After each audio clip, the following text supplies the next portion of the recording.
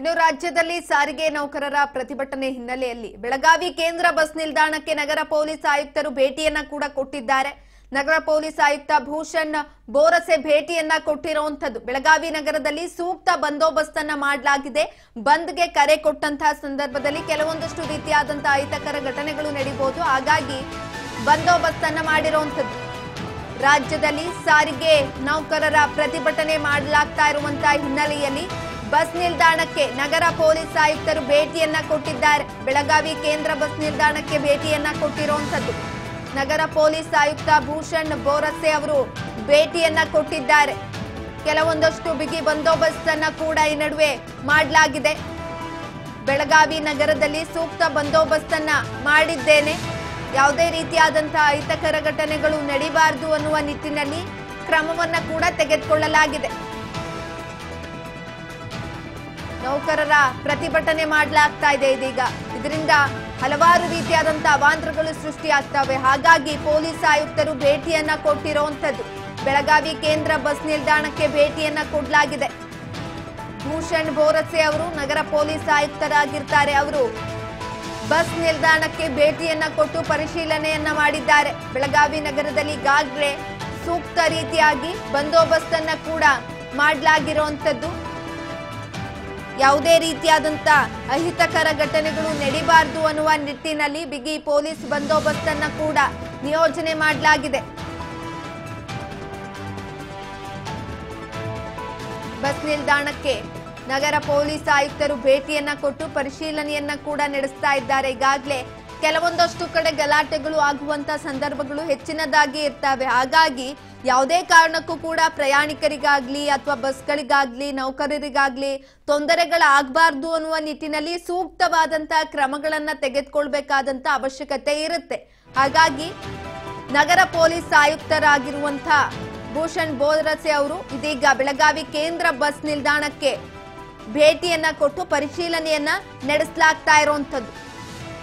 ಬಂದೋಬಸ್ತ್ ಅನ್ನ ಮಾಡಲಾಗಿದೆ. ಈಗಾಗಲೇ ಬೆಳಗಾವಿ ನಗರದಲ್ಲಿ ಈಗಾಗಲೇ ಕೆಲವೊಂದಷ್ಟು ಬಸ್ಗಳು ಕೂಡ ಓಡಾಟವನ್ನ ಮಾಡ್ತಾ ಇರುವಂತದ್ದು. 30% ಬಸ್ ಓಡಾಡ್ತಾ ಇದ್ದಾವೆ. ಈಗಾಗಲೇ 30% ಬಸ್ಗಳು ಓಡಾಡ್ತಾ ಇರುವಂತಹ ಸಂದರ್ಭದಲ್ಲಿ ಸಾಮಾನ್ಯವಾಗಿ ಪ್ರಯಾಣಿಕರಿಗೆ ಕೆಲವೊಂದಷ್ಟು ರೀತಿಯಾದಂತಹ ತೊಂದರೆಗಳಾಗ್ತವೆ. ಯಾಕಂತಂದ್ರೆ ನಿರ್ದಿಷ್ಟವಾದ ಸಂಖ್ಯೆಗಳಲ್ಲಿ ಮಾತ್ರ ಬಸ್ಸಿನಲ್ಲಿ ಪ್ರಯಾಣ ಮಾಡಬೇಕು ಅನ್ನುವ ನಿಯಮ ಕೂಡ ಇರುತ್ತೆ. ಇಂತಹ ಸಂದರ್ಭದಲ್ಲೂ ಕೂಡ ಹೆಚ್ಚಿನ ಪ್ರಯಾಣಿಕರನ್ನ ಸಾಗಾಟ ಮಾಡ್ತಿರ್ತಾರೆ ಅಲ್ಲಿನ ನೌಕರರು. ಯಾವುದೇ ರೀತಿಯಾದಂತಹ ಅಹಿತಕರ ಘಟನೆಗಳು ನಡೀಬಾರದು ಅನ್ನುವ ನಿಟ್ಟಿನಲ್ಲಿ ಈ ರೀತಿಯಾದಂತಹ ಕ್ರಮವನ್ನ ತೆಗೆದುಕೊಂಡಿರುವಂತದ್ದು.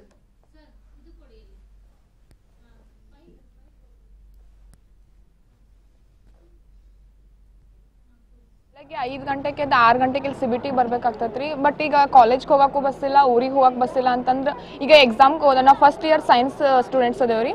ಸೊ ಓದ್ಬೇಕಾಗ್ತೈತಿ. ಮನ್ಯಾಗಿದ್ರೆ ಮನ್ಯಾಗಾರ ಓದ್ತಿದ್ದು, ಇಲ್ದ್ರೆ ಕಾಲೇಜ್ಗೆ ಬಂದು ಯೂನಿಟ್ ಟೆಸ್ಟ್ ಸ್ಟಾರ್ಟ್ ಆಗ್ತಾವು. ಬಟ್ ಈಗ ನಮ್ಗೆ ಓದಾಕ ಟೈಮ್ ಕೊಡ್ತಿದ್ದು ಕಾಲೇಜಲ್ಲಿ. ಕಾಲೇಜ್ಗೆ ಹೋಗಕ್ಕೂ ಬಸ್ ಇಲ್ಲ, ಊರಿಗೆ ಹೋಗಕ್ಕೆ ಬಸ್ ಇಲ್ಲ. ಏನು ಮಾಡ್ಬೇಕು ಅನ್ನೋದು ತಿಳಿತಾ ಇಲ್ರಿ ನಮ್ಗೆ ಇವಾಗ. ನಾವು 2 ಅವರ್ಸ್ ಆಯ್ತು ಈಗ ಬಂದ್ರಿ. 6 ಗಂಟೆಗೆ ಬಂದಿದ್ದವ್ರಿ ಇಲ್ಲಿ. ಅವರು ಊರಿಗೆ ನೀವು ಆಗ ಬರ್ಬಾರ್ದಿತ್ತು, ಊರಿಗೆ ಹೋಗೋದಿಲ್ಲ, ಇನ್ನ ಬಸ್ ನೀವು ಇಲ್ಲೇ ನಿಲ್ಬೇಕಾಗತ್ತೆ, ಸ್ಟ್ರೈಕ್ ಮಾಡತ್ತಿದ್ದೀವಿ ಅಂತ ಹೇಳತ್ತಾರಿ. ಅವ್ರ ಸಂಬಂಧ ಈಗ ನಮ್ಗೆ ಎಜುಕೇಶನ್ ಈಗ ಹೆಂಗ ಇವತ್ತು ಎಕ್ಸಾಮ್ ಕೂಡ ಅದಾವ. ನಮ್ಗೆ ಮ್ಯಾಥ್ಸ್ ಎಕ್ಸಾಮ್ ಐತ್ರಿ. ಏನ್ ಮಾಡ್ಬೇಕಂತ ತಿಳಿತಾ ಇಲ್ರಿ ನಮಗೂ ಕೂಡ. ನಾವು ಹಿರೇಬಾಗೇವಾಡಿಯಿಂದ ಬೆಳಗ್ಗೆ 5 ಗಂಟೆಗೆ ಎದ್ದು CBT ಬಂದೇವ್ರಿ. ಆಮೇಲೆ ಎಕ್ಸ್ಪರ್ಟ್ PU ಕಾಲೇಜ್ಗೆ ಹೋಗ್ತೇವೆ. ಅದು 8:45 ಸ್ಟಾರ್ಟ್ ಆಗ್ತದೆ ಕಾಲೇಜ್. ಒಂದು ತಾಸು ಆಯ್ತು ರೀ. ನಾವು ಇದೇ ನಿಂತವ್ರಿ. ಯಾವ ಬಸ್ಗಳು ಹೋಗಂಗಿಲ್ಲ ಅಂತ ಹೇಳತ್ತಾರಿ. ನಮ್ಮ ಕಂಡಕ್ಟರ್ ಕೇಳಿ ಅದು ಹೋಗಂಗಿಲ್ಲ, ನಮ್ಮ ಊರಿಗೆ ಹೊಳ್ಳಿ ಹೋಗಂಗಿಲ್ಲ ಅಂತ ಅಂತೀರಿ. ಮತ್ತು ಈಗ ನಾವು ಕಾಲೇಜ್ಗೆ ಹೋಗ್ಬೇಕಂದ್ರೆ ಅದಕ್ಕೂ ಬಸ್ ಇಲ್ರಿ. ವಾಪಸ್ ಊರಿಗೆ ಹೋಗ್ಬೇಕಂದ್ರೆ ಅಲ್ಲೂ ಇಲ್ಲ. ಹಾಂ, ಎಕ್ಸಾಮ್ ಸ್ಟಾರ್ಟ್ ಈಗ 2 ಡೇಸ್ ಬಿಟ್ಟು ಮತ್ತೆ ಯೂನಿಟ್ ಟೆಸ್ಟ್ ಸ್ಟಾರ್ಟ್ ರೀ. ಮತ್ತು ಅದಕ್ಕೆ ಇಂಟರ್ನಲ್ ಮಾರ್ಕ್ಸ್ ಕೊಡ್ತೇನೆ ಅಂತ ಇದ್ದಾರೆ. ಈಗ ನಾವು ಬಂದು CBT ಒಳಗೆ ನಿಂತು ಎಲ್ಲ ನೋಡ್ಕೊಂಡು ನಿಂತು ಬಿಡೋದಾಗೈತಿ. ನಾವು ಬೆಳಗ್ಗೆ 6 ಗಂಟೆಗೆ ಬಂದೇವ್ರಿ. 8:45 ಸ್ಟಾರ್ಟ್. ಬಸ್ ಇದೆ. ರೆಗ್ಯುಲರ್ ಬಸ್ ಎಷ್ಟಕ್ಕೆ ಇರ್ತಿತ್ತು? 7:15 ಇನ್ನೂವರೆಗೂ ಬಂದಿಲ್ಲ. ಎಲ್ಲಿ ಹೋಗಕ್ಕಾಗ್ತಲ್ಲ. ಹಾಂ, ಈ ಕಡೆ ಕಾಲೇಜ್ಗೆ ಹೋಗಕ್ಕಾಗ್ತಿಲ್ಲ, ಈ ಕಡೆ ಮನೆಗೆ ಹೋಗಕ್ಕಾಗ್ತದೆ. ನಮ್ಮ ಹೆಸರು ಸಂಜನಾ ಭೂಮಣ್ಣವರ್. ನೀವು ನೋಡಬಹುದು ವಿದ್ಯಾರ್ಥಿಗಳು ಎಷ್ಟು ಪರದಾಟವನ್ನ ನಡೆಸ್ತಾ ಇದ್ದಾರೆ ಅಂತ. ಅಂದ್ರೆ 6 ಗಂಟೆಗೆ ಬಸ್ ನಿಲ್ದಾಣಕ್ಕೆ ಹೋಗಿದ್ದಾರೆ. ಆದ್ರೆ 8:15ಗೆ ಶಾಲಾ ಕಾಲೇಜುಗಳು ಶುರುವಾಗುತ್ತೆ. ಅಂತ ಸಂದರ್ಭದಲ್ಲೂ ಕೂಡ ಅಲ್ಲಿಗೆ ತಲುಪೋದಿಕ್ಕಾಗ್ತಾ ಇಲ್ಲ. ಆ ವಿದ್ಯಾರ್ಥಿನಿ ತನ್ನ ಗೋಳನ್ನ ಹೇಳ್ಕೊಂಡಿದ್ದಾರೆ. ಯಾಕಂತಂದ್ರೆ ಮೊದಲ ವರ್ಷದ PUC ವಿದ್ಯಾರ್ಥಿಗಳಿಗೆ ಪರೀಕ್ಷೆ ಕೂಡ ನಡೀತಾ ಇದೆ. ಇಂಥ ಸಂದರ್ಭದಲ್ಲಿ ತಡವಾಗಿ ಪರೀಕ್ಷೆಗೆ ಹೋದಂತ ಸಂದರ್ಭದಲ್ಲಿ ಕೆಲವೊಮ್ಮೆ ಕೂರಿಸ್ದಲೇನೂ ಇರ್ಬೋದು ಅಥವಾ ಕೂರಿಸ್ಲೂಬಹುದು. ಆ ವಿದ್ಯಾರ್ಥಿನಿಗೆ ಓದ್ಕೊಂಬಂದಿರೋದು ಕೂಡ ಕೆಲವೊಮ್ಮೆ ಮರ್ತೋಗ್ಬಿಡುತ್ತೆ. ಅಂತ ರೀತಿಯಾದಂತಹ ಪರಿಸ್ಥಿತಿ ನಿರ್ಮಾಣವಾಗಿದೆ ಅಲ್ಲಿ. ಇಂಥ ಸಂದರ್ಭದಲ್ಲಿ ಏನ್ ಮಾಡ್ಬೇಕು ಅಂತಾನೂ ಗೊತ್ತಾಗಲ್ಲ. ಯಾಕಂತಂದ್ರೆ ಶಾಲಾ ಕಾಲೇಜುಗಳಿಗೆ ರಜೆಯನ್ನ ಕೊಟ್ಟಿಲ್ಲ, ಆದ್ರೂ ಕೂಡ ಈ ರೀತಿಯಾದಂತ ಪ್ರತಿಕ್ರಿಯೆ ವ್ಯಕ್ತವಾಗ್ತಾ ಇರುವಂತದ್ದು. ಈಗಾಗ್ಲೇ ಬಿಗಿ ಪೊಲೀಸ್ ಬಂದೋಬಸ್ತ್ ಅನ್ನ ಕೂಡ ನಿಯೋಜನೆ ಮಾಡಲಾಗಿದೆ. ಬೆಳಗಾವಿ ನಗರದಲ್ಲಿ 30% ಬಸ್ಗಳು ಓಡಾಡ್ತಾ ಇದ್ದಾವೆ.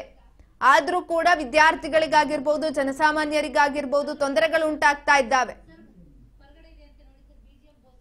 ಸಿಟಿ ವ್ಯಾಪ್ತಿಯಲ್ಲಿ ಸೂಕ್ತ ರಕ್ಷಣೆಯನ್ನ ನೀಡ್ತೇನೆ ಅಂತ ಹೇಳ್ಬಿಟ್ಟು ಇವಾಗ ಭೂಷಣ್ ಬೋಸೋರೆ ಅವರು ಕೂಡ ಹೇಳಿರುವಂತದ್ದು. ಅಲ್ಲಿಗೆ ಆಲ್ರೆಡಿ ಹೋಗಿದ್ದಾರೆ. ಹೋಗಿ ಕೆಲವೊಂದಷ್ಟು ಬಿಗಿ ಪೊಲೀಸ್ ಬಂದೋಬಸ್ತನ್ನ ಕೂಡ ನಿಯೋಜನೆ ಮಾಡಿ ಸೂಕ್ತ ಕ್ರಮಗಳನ್ನ ಕೂಡ ತೆಗೆದುಕೊಂಡಿರುವಂತದ್ದು.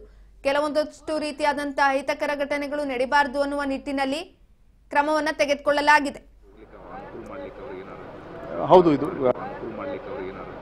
ಹೌದು ಇದು ಬಾಕಿ ಪ್ರೈವೇಟ್ ಆಟೋ, ಮ್ಯಾಕ್ಸಿ ಕ್ಯಾಬ್ ಮತ್ತು ಇವರು ಪ್ರೈವೇಟ್ ಬಸ್ ಅವರಿಗೆ ಕೂಡ ಜಿಲ್ಲಾಡಳಿತ ವತಿಯಿಂದ ಒಂದು ಮೀಟಿಂಗ್ ಆಗಿದೆ. ಅವರಿಗೆ ಅಪೀಲ್ ಕೂಡ ಮಾಡಲಾಗಿದೆ. ಜನರಿಗೆ ಬಾಡಿಗೆ ಜಾಸ್ತಿ ಮಾಡಬಾರ್ದು, ಜನರಿಗೆ ತೊಂದರೆ ಆಗಬಾರ್ದು, ಆ ದಿಕ್ಕಿನಲ್ಲಿ ಎಲ್ಲ ಪ್ರಯತ್ನ ಮಾಡ್ತಾ ಇದ್ದಾರೆ. ಎಸ್ ಮೈನ್ ಹೋಗಿ ಆಗಿದೆ ಈಗ. So they will be booked under as my. Thank you. ಈ ಬಗ್ಗೆ ಹೆಚ್ಚಿನ ಮಾಹಿತಿಯನ್ನ ಕೊಡ್ತಾ ಹೋಗ್ತಾರೆ ನಮ್ಮ ಪ್ರತಿನಿಧಿ ಮಂಜುನಾಥ್. ಈಗಾಗಲೇ ಪ್ರತಿಭಟನೆಯ ಬಿಸಿ ಎಲ್ಲಾ ಕಡೆ ತಟ್ತಾ ಇರುವಂತದ್ದು. ಇಂಥ ಸಂದರ್ಭದಲ್ಲಿ ಬೆಳಗಾವಿ ಕೇಂದ್ರ ಬಸ್ ನಿಲ್ದಾಣಕ್ಕೆ ನಗರ ಪೊಲೀಸ್ ಆಯುಕ್ತರು ಕೂಡ ಭೇಟಿಯನ್ನ ಕೊಟ್ಟು ಪರಿಶೀಲನೆಯನ್ನ ನಡೆಸಿದ್ದಾರೆ. ಹೇಗಿದೆ ಅಲ್ಲಿನ ವಾತಾವರಣ? ಹೆಚ್ಚಿನ ಮಾಹಿತಿ ಕೊಡೋದಾದ್ರೆ. ಸುಕನ ಖಂಡಿತವಾಗ್ಲೂ ಏನ್ ರಾಜ್ಯದಲ್ಲಿ ಈಗ ಸಾರಿಗೆ ನೌಕರರು ಏನ್ ಮುಷ್ಕರ ಮಾಡ್ತಾ ಇದ್ದಾರೆ ಅದು ಕೂಡ ಈಗ ಗಡಿ ಜಿಲ್ಲೆ ಬೆಳಗಾವಿ ಕೂಡ ತಟ್ಟಿದೆ ಅಂತಾನೆ ಹೇಳ್ಬೋದು.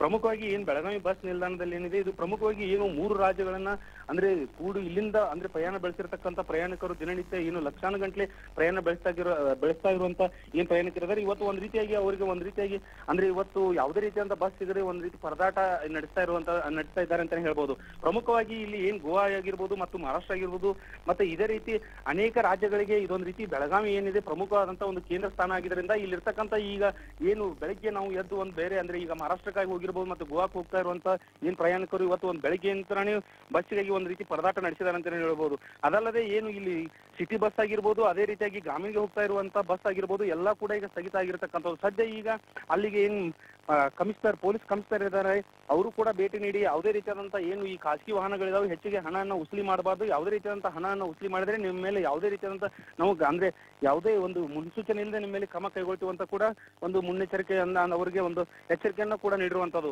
ಇದಲ್ಲದೆ ಈಗ ಸದ್ಯ ಅಂದ್ರೆ ಪ್ರಮುಖವಾಗಿ ಈಗ ಸದ್ಯ ಅಂದ್ರೆ ಏನ್ ಟೈಮ್ ಕಳೀತಾ ಬರ್ತಾ ಇದರಿಂದ ಕೆಲವು ಬಸ್ಗಳು ಈಗ ಪ್ರಾರಂಭ ಆಗಿರತಕ್ಕಂಥದ್ದು. ಸುಕನ್ಯಾ.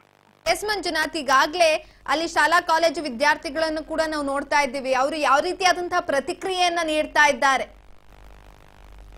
ಸುಕನ್ಯಾ, ಹೌದು, ಏನ್ ಕಾಲೇಜುಗಳಿಗೆ ಪ್ರತಿನಿತ್ಯ ಹೋಗ್ತಾ ಇರುವಂತ ಏನು ವಿದ್ಯಾರ್ಥಿಗಳಿದ್ದಾರೆ ಅವ್ರಿಗೂ ಕೂಡ ಇವತ್ತು ಒಂದ್ ರೀತಿಯಾಗಿ ಏನು ಅವ್ರ ಸ್ಕೂಲ್ಗೆ ಅಂದ್ರೆ ಬೆಳಗ್ಗೆ ಎದ್ದ ತಕ್ಷಣ ಏನು ಬೆಳಗ್ಗೆ ಹೋಗ್ಬೇಕಂತ ಏನು ಇವತ್ತು ಕೇಂದ್ರ ಬಸ್ ನಿಲ್ದಾಣಕ್ಕೆ ಆಗಿರ್ಬೋದು ಮತ್ತು ಸಿಟಿ ಬಸ್ ಸ್ಟ್ಯಾಂಡ್ಗೆ ಬಂದಿರುವಂತದ್ದು.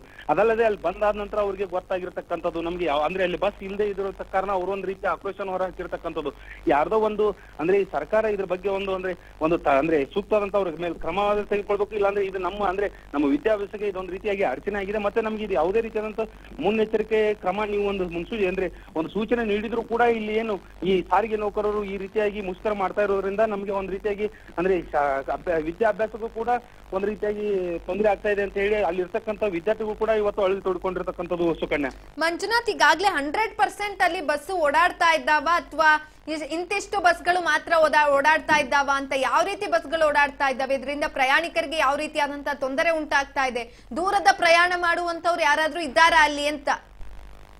ಖಂಡಿತವಾಗ್ಲೂ ಸುಕನ್ಯಾ, ಈಗ ತಾನೇ ಏನು ಕಳೆದ ಒಂದು ಅರ್ಧ ಗಂಟೆ ಮುಂಚಿತ ಈಗ ಕೆಲವು ಏನ್ ಸಿಟಿ ಬಸ್ಗಳಿದಾವೆ ಅವು ಪ್ರಾರಂಭ ಆಗಿರ್ತಕ್ಕಂಥದ್ದು ಮತ್ತು ಅಂತರ್ ಜಿಲ್ಲೆ ಆಗಿರ್ಬೋದು ಮತ್ತು ಅಂತರ್ ರಾಜ್ಯ ಆಗಿರ್ಬೋದು ಸದ್ಯ ಕೆಲವು ಬಸ್ಗಳು ಪ್ರಾರಂಭ ಆಗಿರ್ತಕ್ಕಂಥದ್ದು.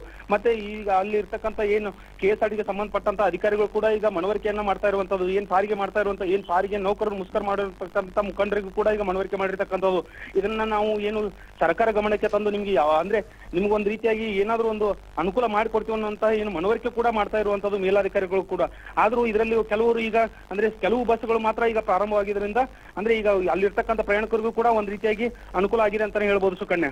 ಮಂಜುನಾಥ್, ಈ ಒಂದು ಮುಷ್ಕರದಿಂದ ಎಲ್ಲ ಒಂದ್ ಕಡೆ ಆಟೋ ಮತ್ತೆ ಖಾಸಗಿ ವಾಹನಗಳು ದರವನ್ನ ಹೆಚ್ಚಳ ಮಾಡಬಹುದು ಅನ್ನುವ ಯೋಚನೆ ಕೂಡ ಇದ್ದೇ ಇರುತ್ತೆ. ಅದೇ ರೀತಿಯಾಗಿ ಅಲ್ಲಿ ಬೆಳಗಾವಿ ಕೇಂದ್ರ ಬಸ್ ನಿಲ್ದಾಣದ ಅಕ್ಕಪಕ್ಕ ಬಸ್ ಆಗಿರ್ಬೋದು ಆಟೋಗಳಾಗಿರ್ಬೋದು ದರವನ್ನ ಹೆಚ್ಚಳ ಮಾಡಿದ್ದಾವ ಅಂತ? ಖಂಡಿತವಾಗ್ಲೂ ಸುಕನ್ಯಾ, ಏನು ಬೆಳಗಾವಿ ಪೊಲೀಸ್ ಕಮಿಷನರ್ ಏನಿದ್ದಾರೆ ಖಡಕ್ ಆಗಿ ಒಂದು ಎಚ್ಚರಿಕೆ ನೀಡಿದ್ರಿಂದ ಯಾವುದೇ ರೀತಿಯಾದಂತಹ ಹೆಚ್ಚಿನ ಹಣ ಆಗಿರ್ಬೋದು ಮತ್ತೆ ಯಾವುದೇ ರೀತಿಯಾದಂತಹ ಅಂದ್ರೆ ಜನರಿಗೆ ತೊಂದರೆ ಕೊಡೋದಾಗಿರ್ಬೋದು, ಖಾಸಗಿ ವಾಹನಗಳು ಯಾವುದೇ ರೀತಿಯಾದಂತಹ ತೊಂದರೆಯನ್ನ ಕೊಡ್ತಾ ಇಲ್ಲ ಅಂತ ಹೇಳಿ ಅಂದ್ರೆ ಖಂಡಿತವಾಗ್ಲೂ ಹೇಳ್ಬೋದು. ಇಲ್ಲಿ ಇರ್ತಕ್ಕಂಥ ಪ್ರಯಾಣಿಕರನ್ನು ಕೂಡ ನಾವು ಇವತ್ತು ಒಂದು ಬೆಳಗ್ಗೆನೆ ಅಂದ್ರೆ ಅವ್ರನ್ನ ಅಲ್ಲಿ ಏನ್ ರಿಕ್ಷಾಲ್ಲಿ ಹೋಗ್ತಾ ಇರುವಂತ ಪ್ರಯಾಣಿಕರನ್ನು ಕೂಡ ಕೇಳಿದಾಗ ಯಾವುದೇ ರೀತಿಯಾದಂತಹ ಹೆಚ್ಚಿನ ಶುಲ್ಕ ನಮ್ಗೆ ವಿಧಿಸ್ತಾ ಇಲ್ಲ. ಅಂದ್ರೆ ಏನ್ ಕಮಿಷನರ್ ಅವರು ಹೇಳಿದ್ರಿಂದ ಇಲ್ಲಿ ಇರ್ತಕ್ಕಂಥ ಜನರಿಗೂ ಕೂಡ ಇವತ್ತು ಒಂದು ರೀತಿಯಾಗಿ ಅನುಕೂಲ ಆಗಿದೆ ಅಂತ ಹೇಳ್ಬೋದು ಸುಕನ್ಯಾ. ಧನ್ಯವಾದಗಳು ಮಂಜುನಾಥ್ ಹೆಚ್ಚಿನ ಮಾಹಿತಿಗಾಗಿ. ಈಗಾಗಲೇ ನೀವು ನೋಡ್ತಾ ಇರ್ಬೋದು, ಪರದಾಟವನ್ನ ನಡೆಸ್ತಾ ಇದ್ದಾರೆ. ಅಂತರ್ ಜಿಲ್ಲೆಗಳಿಗೆ ರಾಜ್ಯಗಳಿಗೆ ಹೋಗುವಂತವ್ರು ಪ್ರಯಾಣಿಕರಿಗೆ ತುಂಬಾ ತೊಂದರೆ ಆಗ್ತಾ ಇದೆ. ಈ ನಿಟ್ಟಿನಲ್ಲಿ ಬಿಗಿ ಪೊಲೀಸ್ ಬಂದೋಬಸ್ತನ್ನ ಕೂಡ ಅಲ್ಲಿ ಕೊಟ್ಟಿರುವಂತದ್ದು.